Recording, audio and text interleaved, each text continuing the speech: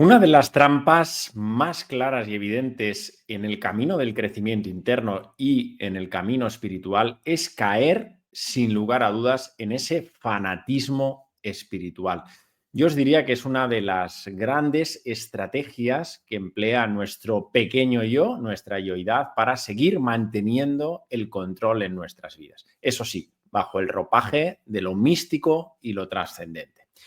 Una vez podemos observar cómo en estos casos la espiritualidad se convierte sin duda en una válvula de escape, sobre todo y principalmente para no mirar todo ese contenido interno que necesita ser observado y trabajado y que por supuesto nos duele, sin lugar a dudas.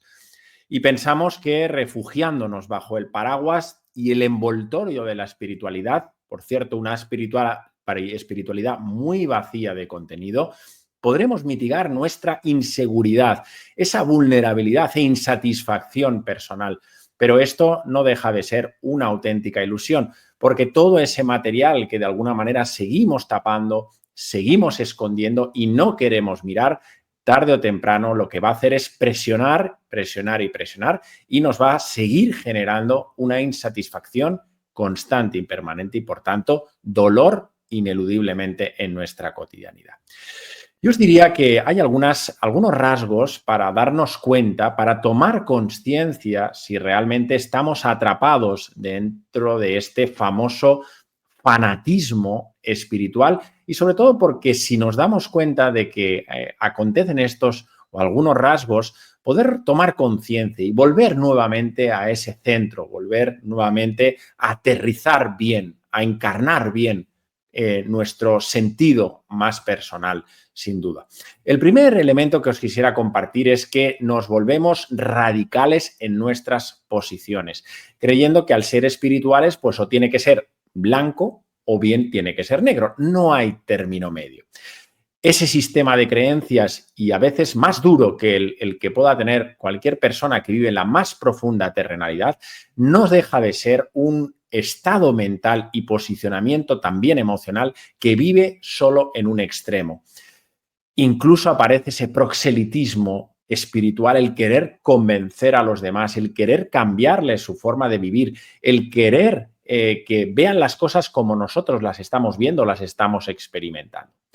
No olvidéis que la conciencia siempre integra, la conciencia siempre abraza los dos extremos, siempre transcurre en ese término medio, en esa vía del camino del medio.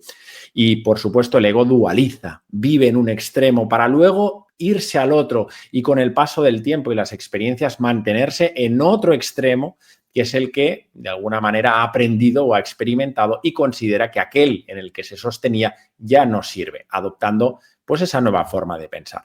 Daros cuenta de este elemento que es muy interesante. En segundo lugar, os diría que vivimos anclados no solo en la radicalización, sino también en la intransigencia, es decir, esa defensa a ultranza de lo que hemos aprendido, de nuestra forma de vivir, de lo que nos sentimos supuestamente espirituales, lleva consigo, sin lugar a dudas, que no respetemos en muchos casos a los demás, que seamos muy poco tolerantes con la forma de vivir, con la forma de pensar, con de nuestros seres queridos, de nuestros familiares. Y este elemento para mí es capital, el ver si realmente estamos siendo tolerantes, estamos recogiendo las posiciones de las demás, si somos capaces de escuchar plenamente cuando, en fin, hay temas que igual no nos interesan. Bien, ahí el ego espiritual vuelve otra vez a aparecer con sus tentáculos. El tercer elemento también es muy clave. Nos sentimos superiores a los demás. ¿Por qué? Porque al sentirnos espirituales nos colocamos en una posición muy superior.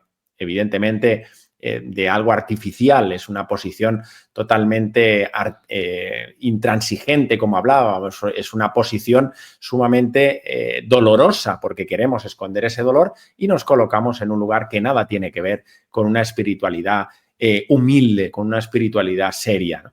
Pero ese posicionamiento ilusorio que nos hace sentirnos superiores versus los demás, porque los demás o bien pues son inconscientes o son ignorantes o están dormidos, de alguna forma nos sentimos poseedores de la verdad, de la única verdad, que es la nuestra, pero no percibimos la de los demás. Con lo cual, cuidado si nos ensanchamos, ¿no?, egoicamente, si nos hacemos grandes pensando que hemos aprendido no sé qué, o, en fin, somos grandes meditadores, o somos capaces de sostener nuestras emociones y luego vamos dando lecciones a los demás, o no somos capaces de adaptarnos y moldearnos e integrarnos en cualquier momento y en cualquier espacio con cualquier persona. Mucho cuidado.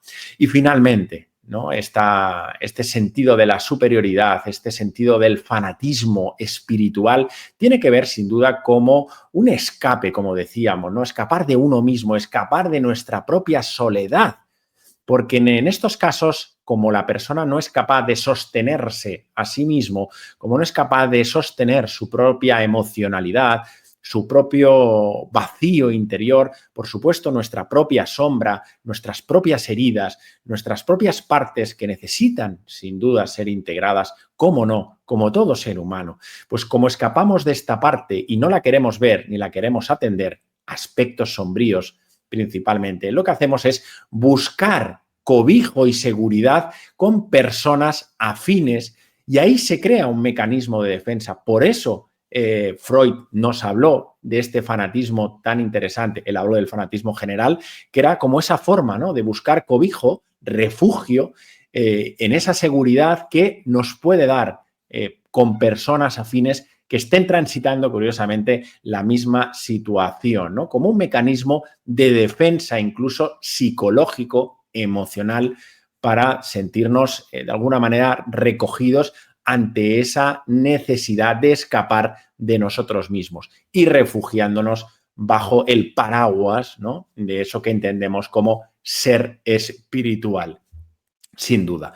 Por tanto, no olvidéis, insisto, y siempre me gusta compartirlo, que hay que vivir y se debe vivir una espiritualidad, y para vivir una espiritualidad seria y profunda, bien anclada, bien arraigada, bien sostenida y trabajada desde lo terrenal, por supuesto, porque tenemos que trabajar la parte personal de nuestra personalidad para poder así acceder a los registros transpersonales, a lo que verdaderamente somos, pero de una forma equilibrada y serena, sin dejarnos engañar, sin dejarnos embaucar por nuestras propias estrategias egoicas que se revisten, como os digo siempre, de una falsa espiritualidad y haciéndonos creer que quizás hemos alcanzado no sé qué estado o hemos logrado ser personas casi perfectas en el camino de lo trascendente. Por tanto, muy atentos en el camino y no nos dejemos, insisto, engañar por estas trampas, por estos caramelos que de alguna manera nos va poniendo nuestra pequeña yoidad para seguir permaneciendo en ese control, en ese dominio que tiene sobre nosotros sin darnos cuenta. Porque quizás en lo terrenal podemos estar, bueno, pues más despistados, pero cuando entramos en lo espiritual nos creemos ya que ya estando en el camino, pues a veces pues ya está todo hecho, ¿verdad? O sentimos un pico de satisfacción y quizás ya el camino ya está hecho. Nada que ver. El camino se hace caminando paso a paso, con firmeza y trabajando desde lo personal para atravesar, sin duda, lo transpersonal.